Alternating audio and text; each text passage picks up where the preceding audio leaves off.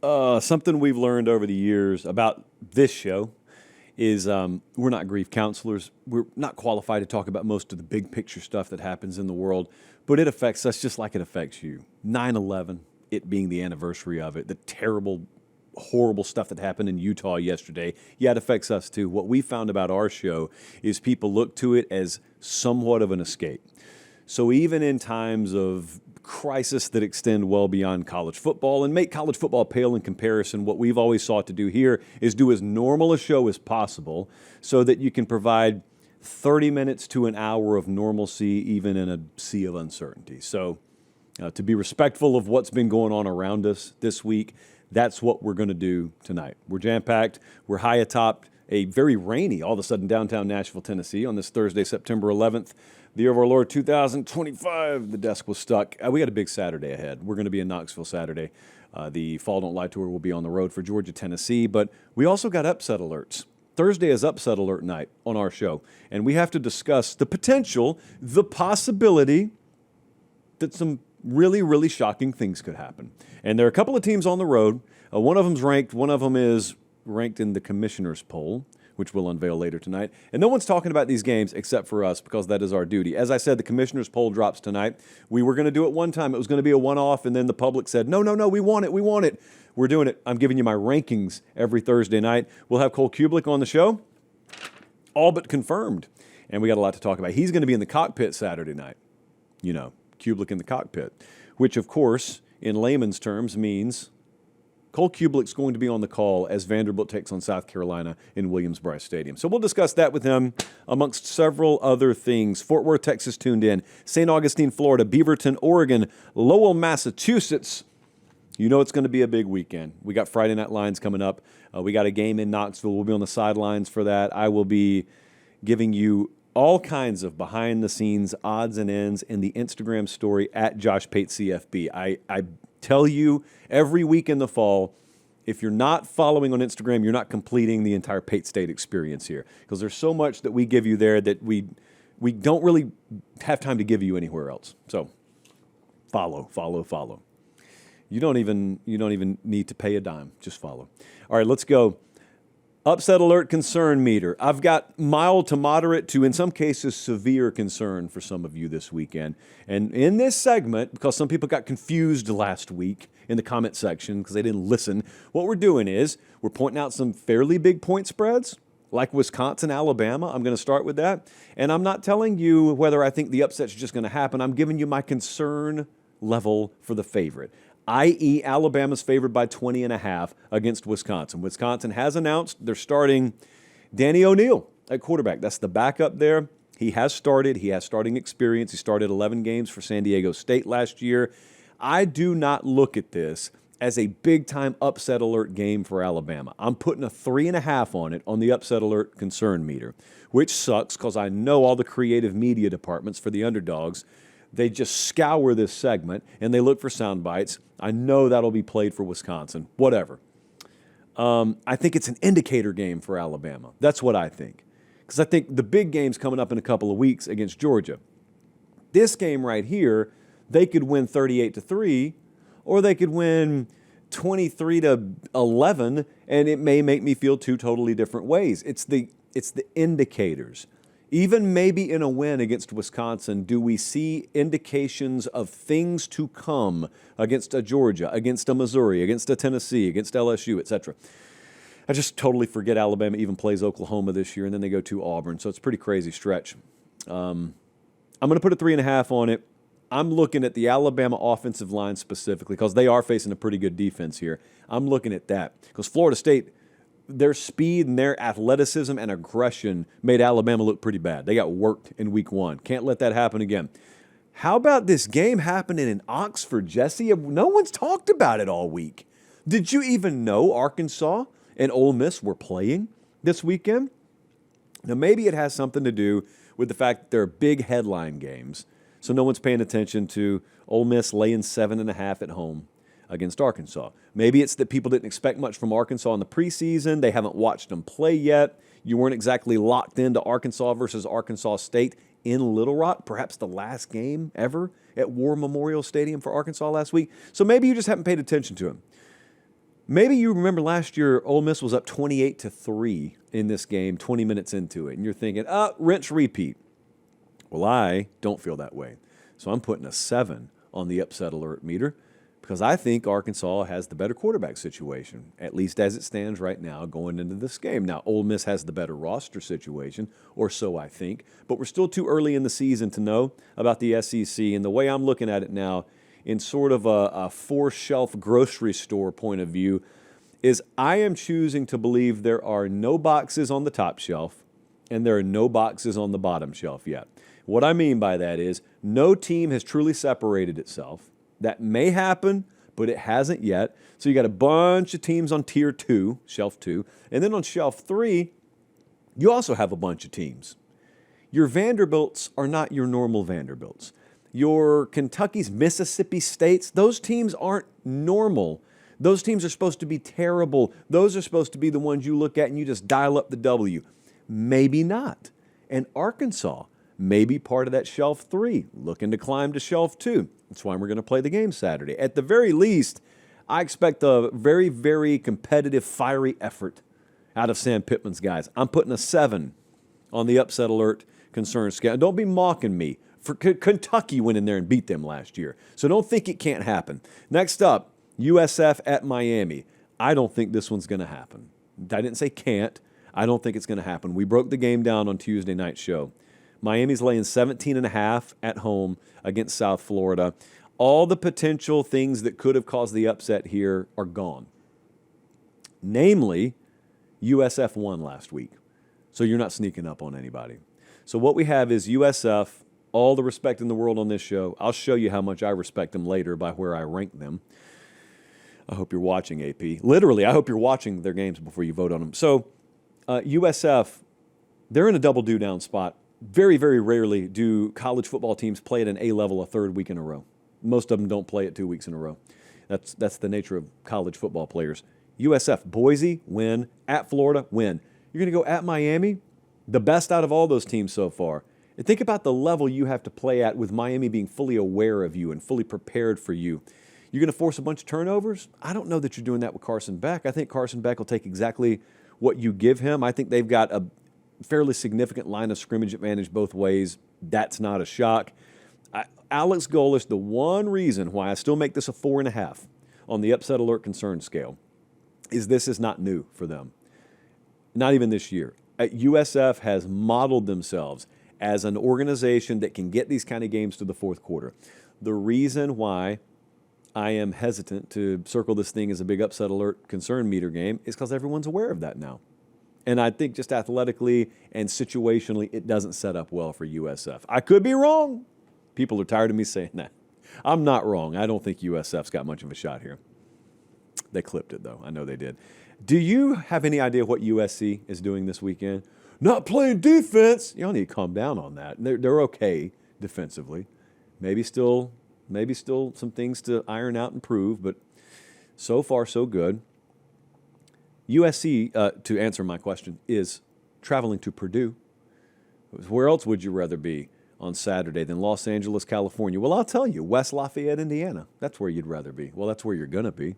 And Barry Odom's got 80-plus new players there at Purdue. No one knows what to expect. No one has a clue. They've looked okay defensively so far this year. Now they welcome in USC, minus 21.5. What's the upset alert concern meter here? 5. And I'll tell you why. Because I don't think anyone's really nailed how to travel west to east, except for Oregon. USC struggled with this last year. It's a competitive character test game for USC. They are a much better team than Purdue. Remember last year, and it's just ironic that Purdue was the team that Oregon played. But Oregon played Ohio State, classic game. Then they go on the road the very next week. And that should have been a letdown spot. Didn't matter how good Purdue was. Should have been a letdown spot. And Oregon went in there and just trashed them. I think they pitched a shutout. And I thought that was a very, very big competitive character reveal for the Oregon program. Well, this is a competitive character game for USC. Because there's no matchup I'm going to waste your time pointing out that gives Purdue a huge advantage over USC. That's not there. What would have to happen here is USC goes in there and looks lethargic, and they sleepwalk, And everyone's talking about the Illinois game coming up. And by the way, this could bite them against Michigan State next week, too. Everyone's talking about the Illinois game or the Michigan game or the Notre Dame game. It's like a month and a half away. No, you need to be focused on the Purdue game. You have not earned benefit of the doubt yet. I may be higher on you than the AP poll is, but not that much higher. So I'm going to put a 5 on it only because they haven't proven to me that they have the competitive maturity to just go handle business. Maybe that changes here. Vanderbilt at South Carolina.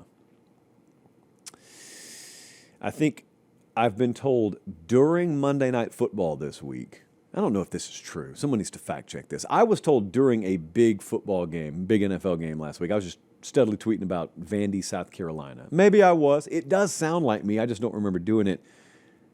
South Carolina's favored by 4.5 against Vandy. That's with home field. You got to figure home field worth at least 3. Cockpit on a Saturday night. 1.5 points of implied separation on a neutral field between these teams? You think so? Diego Pavia behind a very big Vanderbilt offensive line. I'm going to talk about that a little bit later with Cubelic. I just don't know that South Carolina's doing enough offensively to warrant me trusting them. It's Lenora Sellers, and then, look, that wide receiver production you guys promised me, that hasn't shown itself yet. Offensive line has been nothing to write home about so far. This is a big moment for Vanderbilt's offense in general. They really turned it on against Virginia Tech last week. They outgained them by 300 in the second half. And even though it's week 3, think about how weird this is. Both of these teams have a common opponent already in Virginia Tech. Vandy thoroughly outplayed Virginia Tech in their own building. South Carolina needed special teams magic to beat them down in Atlanta, to pull away from them. Now, that counts. That is a true 1/3 phase of the game.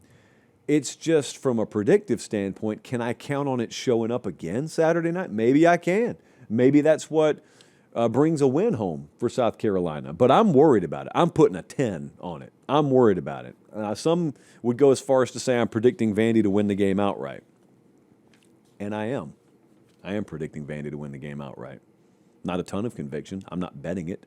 But I am worried about it for South Carolina. Next up, now this one's egregious. This one's egregious.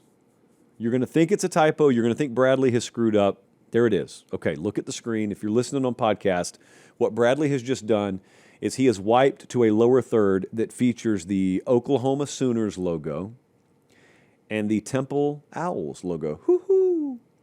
What is this, you might ask? A college football game that's happening this Saturday. And then the follow-up question is, okay, yeah, maybe they scheduled it. Everyone schedules these sorts of games. But why does it say Oklahoma at Temple? Surely that's a typo, right, Bradley? Bradley says no, it is not.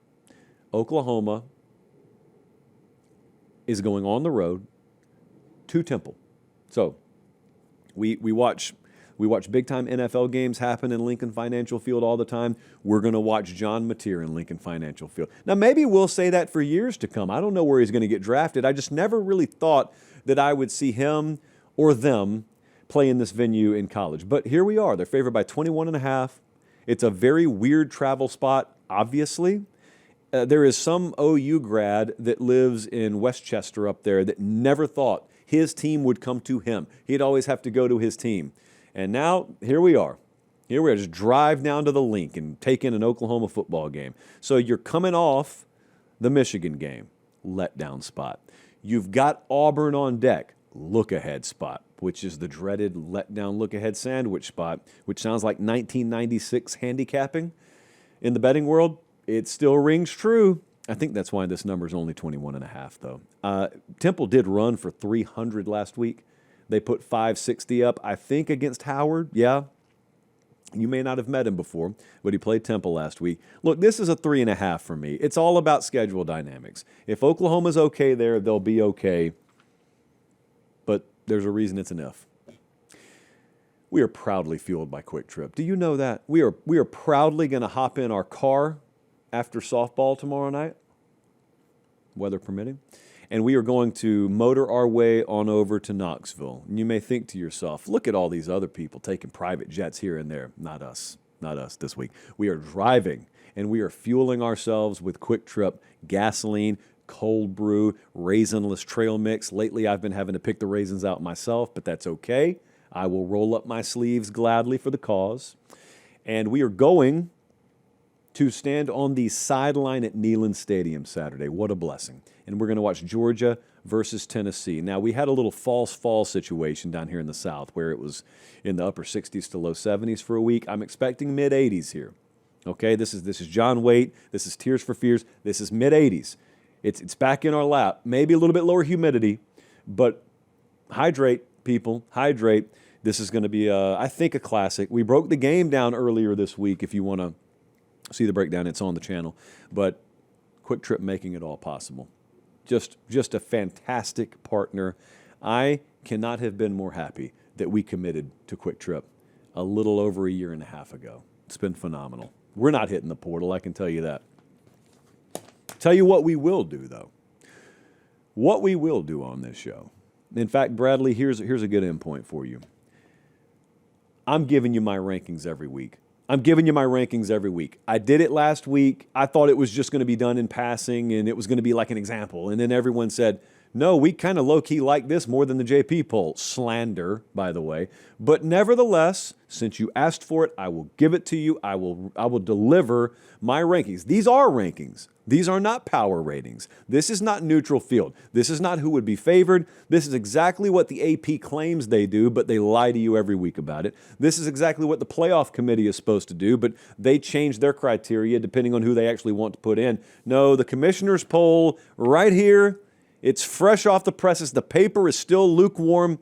I'm telling you where teams should be ranked based on body of work. I explained to you last week, the way I look at rankings is it should just be that, body of work. Now, in week one, I'm not going to fly off the handle. So in week one, I'm like 90% your resume, which is one game so far, 10% what I thought of you in the preseason.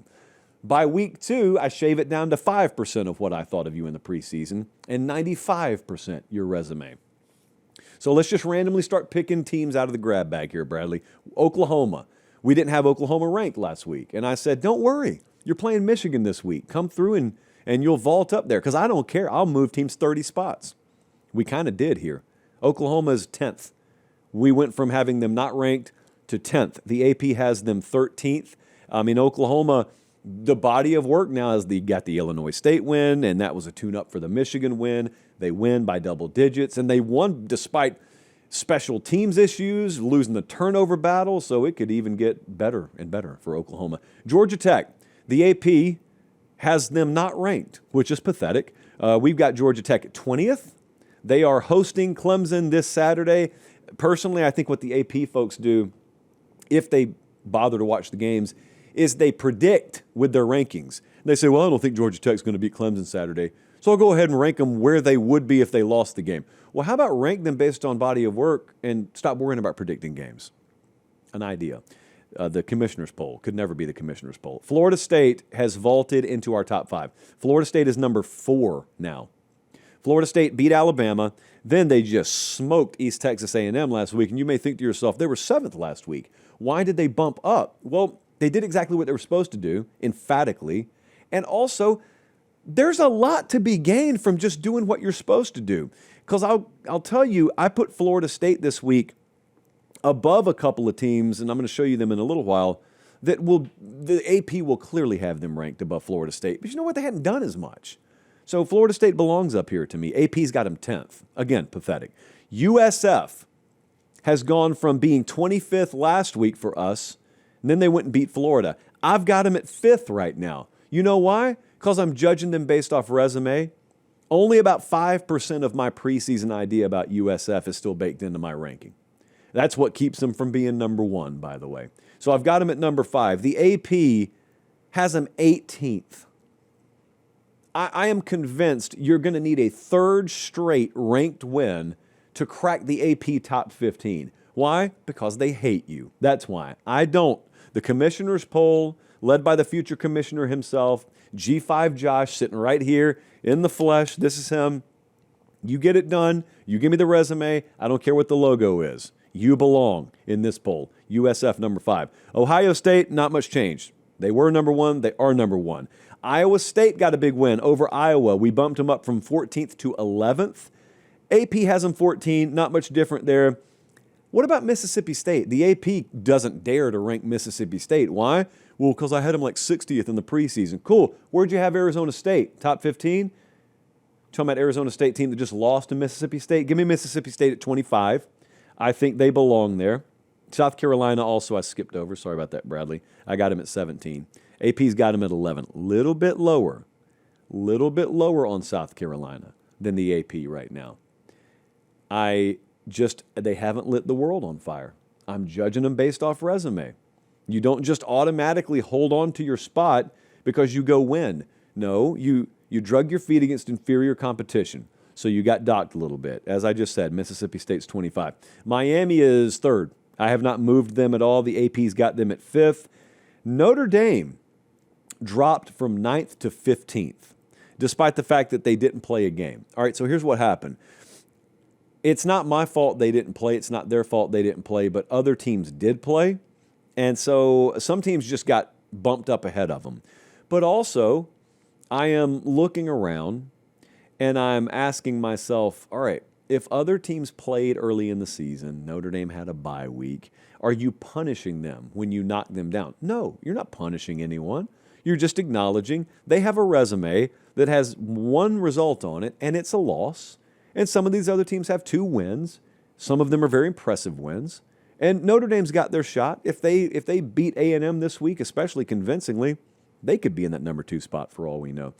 Let's put USC at 21, up from 23. The AP still does not have them ranked. Again, I'm going to ask, because you know it's going to happen. If USC gets a big, emphatic win here in the coming weeks, the AP is going to fly past us, and they may even overrate USC. Right now, I think they're underrated. Georgia dropped from 5th to 7th. They looked like garbage against Austin Peay. So you may say, oh, that was just a letdown spot or a look-ahead spot, Josh. Oh, the weather delay. Oh, they'll be a different team against Tennessee. Maybe they will. I'm not predicting anything with this. I'm judging you off your body of work. So I got Georgia at 7th. Utah, virtually unchanged. We've got them at 9. The AP's got them at 20. Again, there are chunks of the AP voter roll that have not watched a down of Utah so far this year. You know who you are. Oregon, number 2 team in the country. Not so ironically, the AP poll has Oregon at 4, so fairly similar. The JP poll has Ohio State, Oregon 1-2, and the commissioner's poll, even though they're 2 different things. One's a power rating, one's a ranking. In this case, we align. Texas dropped them to 14. Still not all that impressed. They've lost 1 game. They've just kind of, I don't know if I would call that a rock fight. They just kind of lethargically rolled their way to another win. Offensively, I'm still waiting on it. So Texas is 14 right now. Illinois is at 12, not much change there. Texas A&M, 18th. That makes a lot of sense. Penn State dropped to 6. Penn State struggled a little bit last week. Again, is that punishment? No. It's acknowledging that you've played nobody so far. And so it's hard to boost your resume like maybe an Ohio State has. If you've played nobody, do what Oregon did. Completely obliterate a team. Just splatter someone. Penn State didn't really do that last week, so they're 6th. LSU went to number 8. I had a lot of concern about LSU last week. Could be a letdown look-ahead spot. If that's the case, it's irrelevant because they'll beat Florida handedly and probably pop right back up in the top 5 this week. We've got Auburn ranked. This was the biggest point of contention last week. By my own stated criteria, people said, well, why don't you have Auburn ranked? We had them 26th. I've bumped them up to 22. The AP's got them at 24th. Big game coming in a couple of weeks at Oklahoma. Don't overlook South Alabama this week. Ole Miss is 16, kind of right in line with what the AP has. I am going to rank Missouri 19th. That was a good win against Kansas last week. The AP's got them 25th. Vanderbilt, I'm ranking 23rd. Why wouldn't I?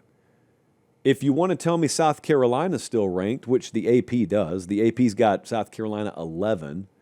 You know good and well the only quality opponent either of them has played is Virginia Tech.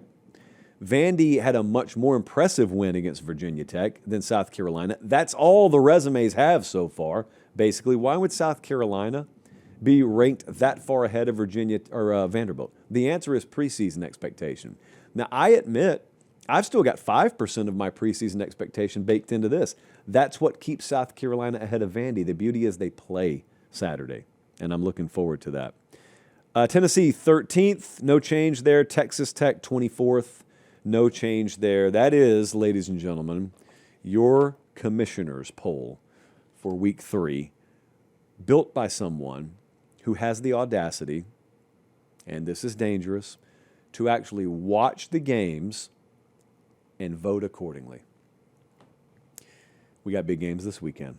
I know a lot of you are looking to get out there. I think I know a lot of you are like me, and you don't buy tickets ahead of time.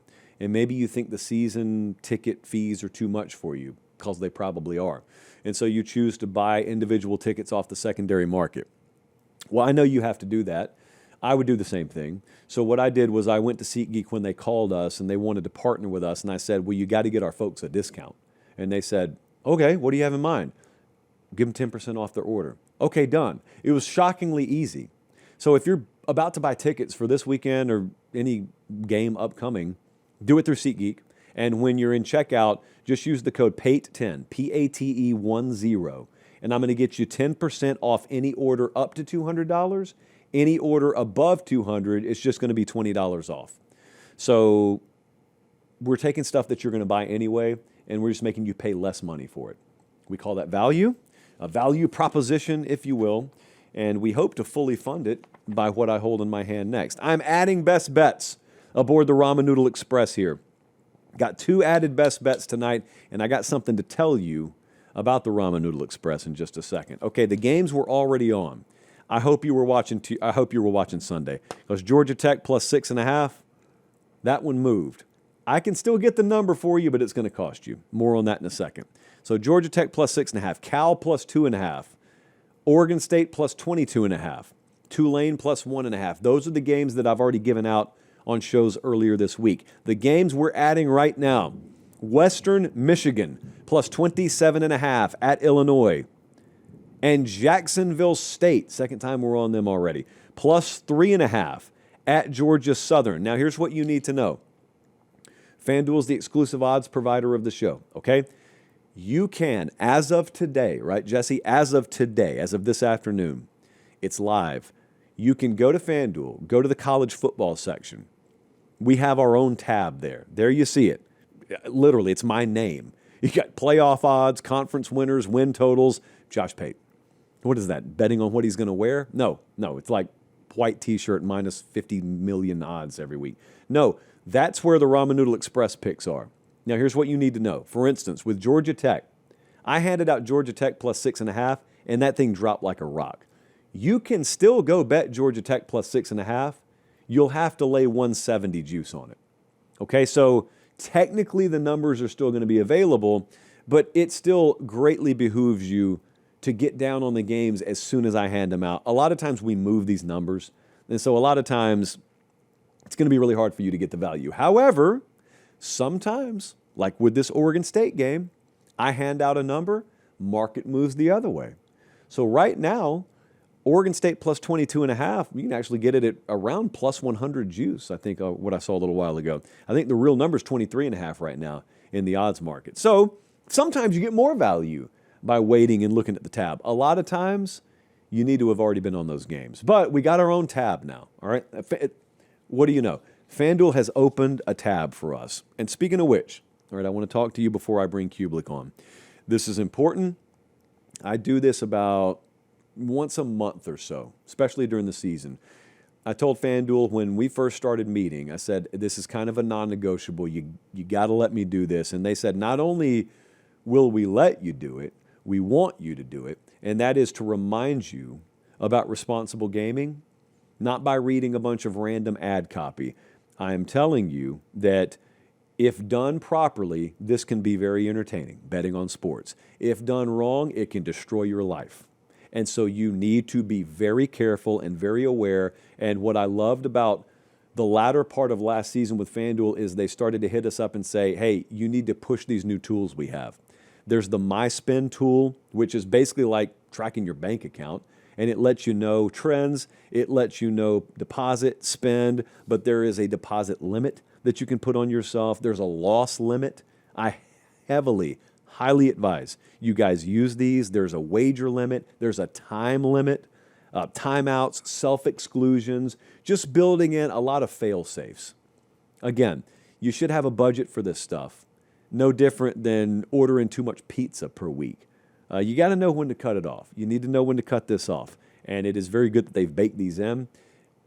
Don't do this stuff irresponsibly. Please don't do that. Some of you have been there. Others of you have buddies who have been there. Do not do that irresponsibly. And if you have any doubts about whether you can afford to be betting on this, you can't. So just back away this weekend and enjoy the games consequence-free. Consequence. Who would ever label what we're about to do as a consequence? Surely not I. We do it every Thursday, weather permitting, and today the weather has permitted.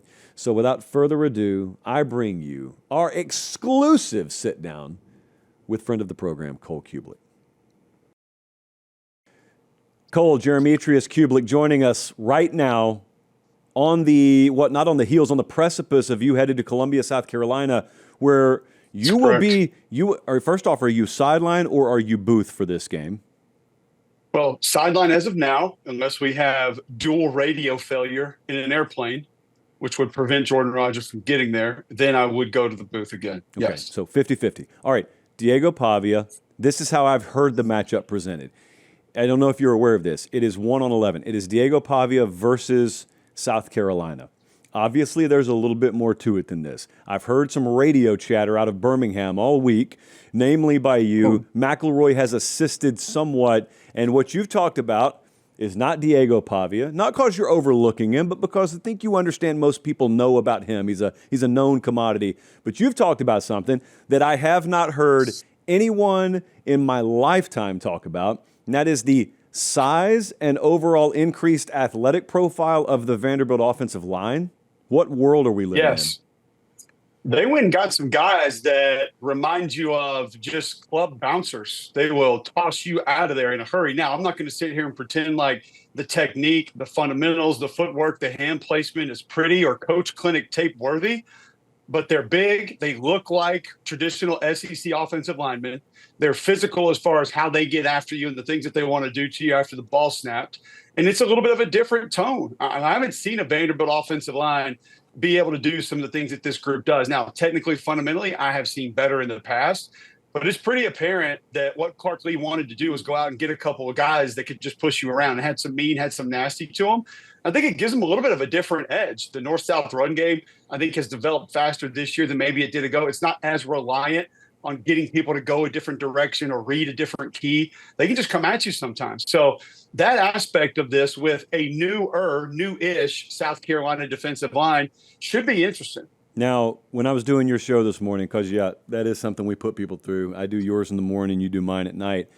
We had this cliffhanger moment. You know, after I had done a whole 2 segments with you, we still didn't have time to get it all in. And you said, hey, quickly here. You know, because in radio land, you actually have what we call hard outs. Here, we just do a telethon all night if we want to. You said, give me a brief something on Vandy, South Carolina, then I'll come on your show tonight. I hadn't even invited you yet. Then I'll come on your show tonight, and I'll tell you what I think the big key of this game is. So everyone's waited all day. They sat at their desk nervously waiting for 5 o'clock so they could drive home, so they could hear you present this hidden key that's going to unlock the vision of how Vanderbilt, South Carolina will play out. The floor is yours. Go ahead. Yeah, first off, no one's waited for that because they didn't care what I think and what I say. But I'm going to give it to you anyway. I think there are a lot of things that people will look at. We mentioned that new Vanderbilt offensive line, Dylan Stewart, Brian Thomas, that South Carolina defensive line, the veteran secondary that South Carolina brings to the table. A couple of new players defensively for Vanderbilt that like to attack, come to the line of scrimmage. How are they going to play some of the read game? Lenore Sellers, Nick Harbor. We can go a lot of different directions. I'm going to tell you what's going to decide this game, Josh, right now. There will be 3 to 5 what the F plays from Diego Pavia in this game. Now, that could be what the F he scored or what the F they got the ball they're going to score. because Diego Pavia, through 2 games this year, has still proven that those plays are inside of him. Now, I believe that his brain tells him, I can make these plays. That's why I'm going to attempt this. When a defender's trying to tackle me and I literally look backwards and pitch the ball over my shoulder, we'll see if that works. And then his player either catches it or doesn't. He fade away off the back foot, throwing the ball 50 yards down the field, double coverage, thinks he's going to complete that. Against Alabama, that was a touchdown. Against Virginia Tech, should have been an interception. Penalty negated that. Those are the plays where he's running out trying to block somebody on the option. I love to see it, but there are certain ways that he manages and handles the ball sometimes that the only way to truly react to him is, what in the expletive are you doing? And then it's usually no, yes, or no, hell to the no. So I think there'll be 3 to 5 of those. And if they go Vanderbilt's way, they win the game. If they don't and they go South Carolina's game and it gives them a short field or it gives them points, South Carolina will win that football game. You're going to use that kind of language on air? If you're using it here, using it on this show, you're just going to drop it there on the sideline Saturday? I thought this was the internet. No, it is. Yeah, I just got to snap my fingers. We'll put a TVMA up there. We're fine. By the way, if I was Clark, I would take credit. I would just say, that's our offense. You guys don't think that's designed. It looks improv. That's the beauty of the play design. Speaking of which, last week, USF beats Florida. We will slowly transition to Florida LSU. Did you happen to watch Golish's post-game news conference, which was almost entirely Zoom-based? And somebody asked him about the play where they heave it up. I think Florida's safety pulled up because he got there so early he's terrified that he's about to decapitate a guy because of the new rules discouraging that sort of thing. Where are we as a society? And ball's caught. They move it down inside the 20. It ends up setting up for a game-winning field goal. And someone asks him, I mean, it's like a 2.5-minute question. And the dude's just teeing him up to brag about their offensive system. What did you see? What kind of checks were made at the line of scrimmage? And Golish went, yeah, we drew him off sides. We just throw it up. I mean, we just coach him to throw it up.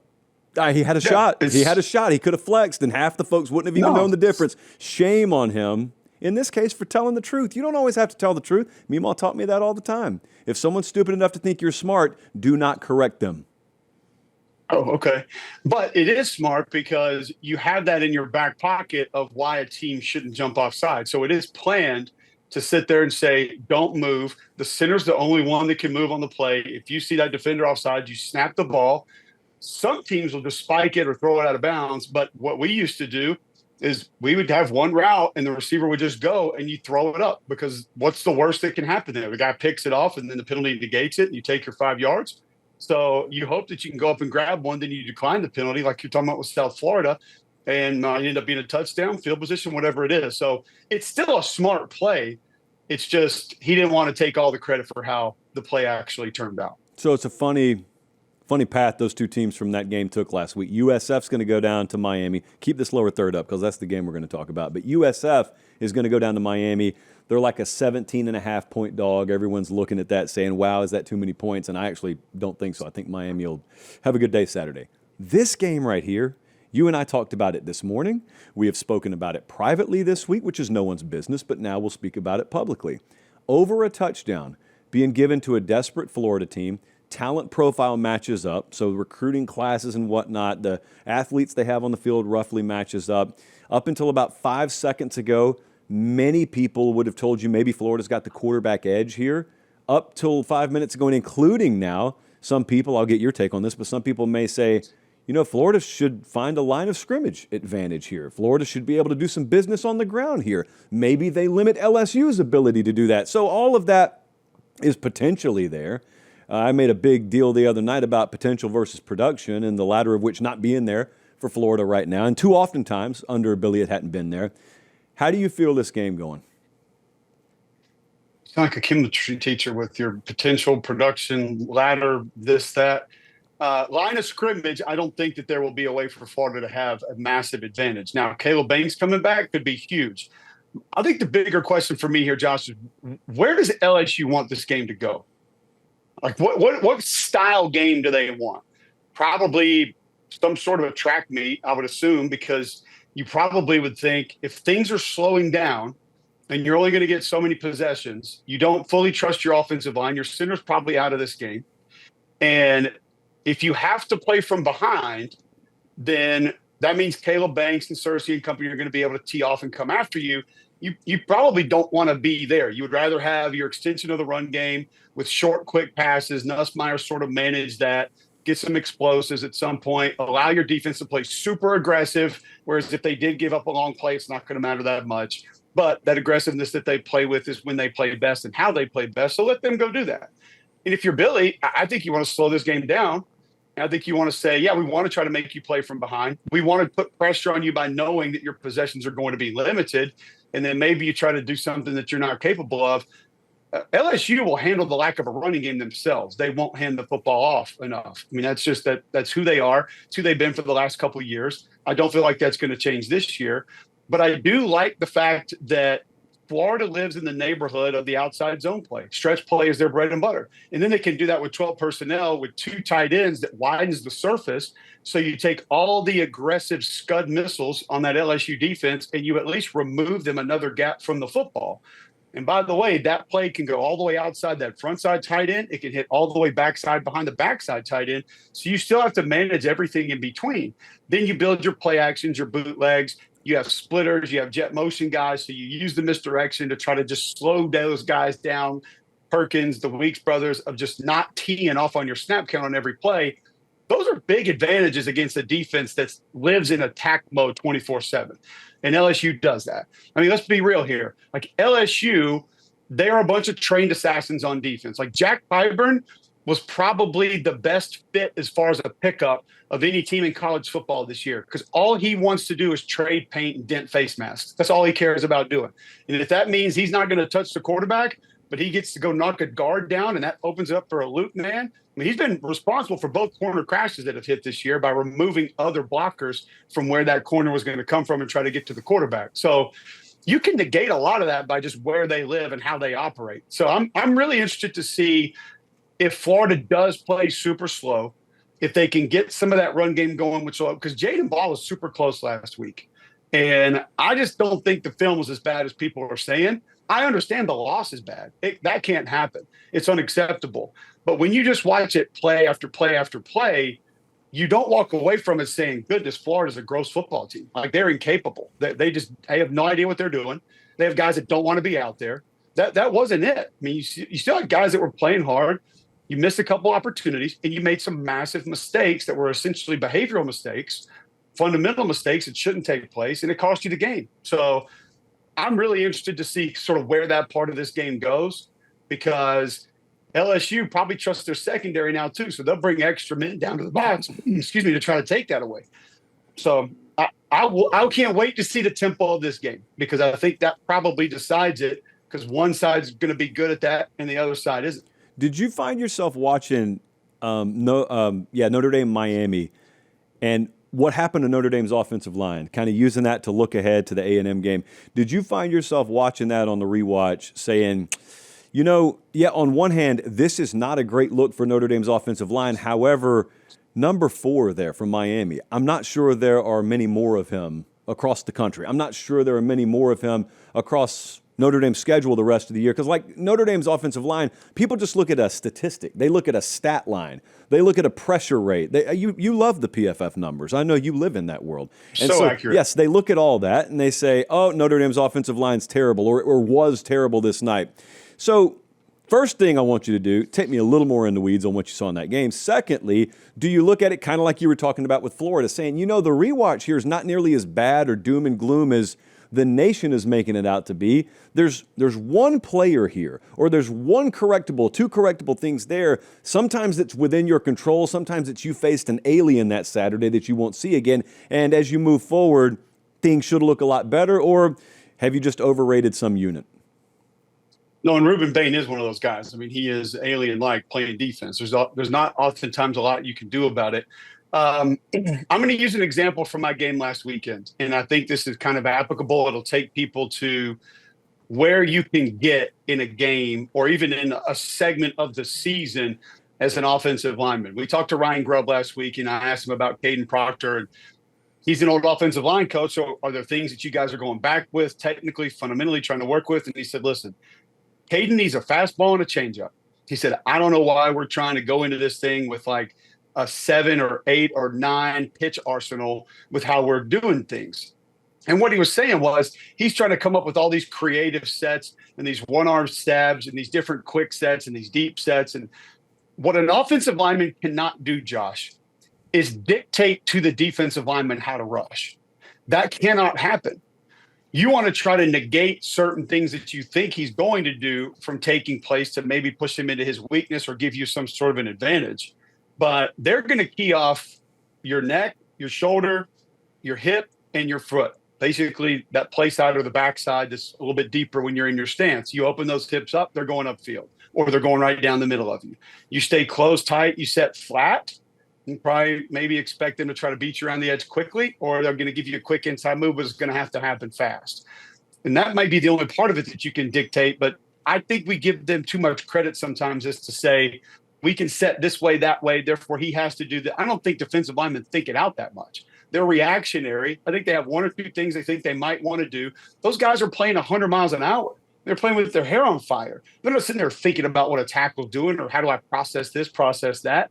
So then you start to think about, okay, well, he got me around the corner, so I have to get depth. Well, now you're retreating. By nature, it's what you have to do. You're going backwards. Well, he knows that. So what's the next thing he's going to do? He's going to turn like he's going upfield and go right down the middle of you. And you're probably going to get at least knocked back, if not knocked over. All right, well, now I have to set a little bit more stout, which means I can't move laterally as quickly. So you take a 1-2 more stout set, you're firm, you're ready, inside move. You can't recover fast enough and get back inside. You're smoked again. All of that gets to creeping in your head. You start to think too much instead of just taking your 1 or 2 natural sets, being patient, allowing the defensive lineman to do what he thinks he's going to do, and then attack once he gets to you. And one of the things I saw, especially late in that Notre Dame-Miami game, is you're just thinking too much. And you think you have to try to attack or dictate what a defensive lineman is going to do to you, and you can't do that. Now, you also had youth. You were also banged up in fall camp. So some of those things play into it as well. I bet Mike Denbrock would go back and say, there's some things we could have done earlier in the game to begin to slow that down. Tight ends to that side, chips to that side, maybe sprint outs away or to that side, draws to that side, just to make them aware that other things could possibly happen. And you don't get to just tee off on my tackle one-on-one and go after my quarterback. So those are the things that I would kind of look at. The things that are scary are when one-on-one losses are repeatedly happening to the same guy. And especially if they're happening the same way. Because not only now is that in your mind, but that defender knows he's got you. And he's going to be able to continue to set you up and continue to do different things. And your reaction is probably not going to be enough because you're playing on your heels and you're overthinking about where he's going to go and where he might go instead of just trusting your technique and fundamentals. So it's a lot more of a mental game than people realize. And that's a little bit of what I saw late in that game against Miami with the Notre Dame tackles, is that you start thinking about, I've got to make some sort of a change in how I attack this. And he knows that's coming, and he's going to take advantage of it when you do. You were talking about Grubb there. You had the Bama game last week, right? Did. Yeah. All right. Let's do some journalism. Willie C. at JR from Bama on Twitter hit us in the middle of the game at SEC Network. Please never let Cole call an Alabama football game anymore. He sounds like a biased partisan hack. Your reaction? He's got the hack part right. Yeah. If I knew what partisan meant, I would say maybe yes, maybe no. I'm not going to debate it because he responded. I don't know words that are that long. He responded, according to Willie, you're an Auburn guy. There's no evidence of that I see anywhere. Yeah, no. I mean, where would the evidence of that be? I mean, how would anyone ever imagine that or think that? Am Auburn guy, have degree, have diploma. Has a letter from when played on campus for said football team. And if that's the way he wants to hear it, good for him. Just because he uses fancy words doesn't mean he knows what he's talking about. What happened? Did you pump UL Monroe a little bit? I mean, they almost scored, according to how much bias you show. 73-0 could become 73-3 really quick. I think it was the me proclaiming Parker Brailsford as the best player on the team and the best center in the nation that just set him off. He couldn't handle it anymore. And he said, enough, get this hack off my television. Don't like him. Not even a homegrown kid. I was told by that guy that tweeted in that he hates bald people. So I don't even know why you're reading his tweets. Yeah, let's move on. It gets a little personal there. All right, we got 3 or 4 minutes left. With that 3 or 4 minutes, I want to ask you, I've heard a lot of people, including me, talk about Joey Aguilar. Can he step up on the big stage against Georgia? Ditto for Gunnar Stockton. First game on the road. You got that wide receiver core. Can you take advantage of it against perhaps a vulnerable Tennessee secondary? Then I was driving into the office today, and I was thinking about talking to you after the Tennessee-Syracuse game.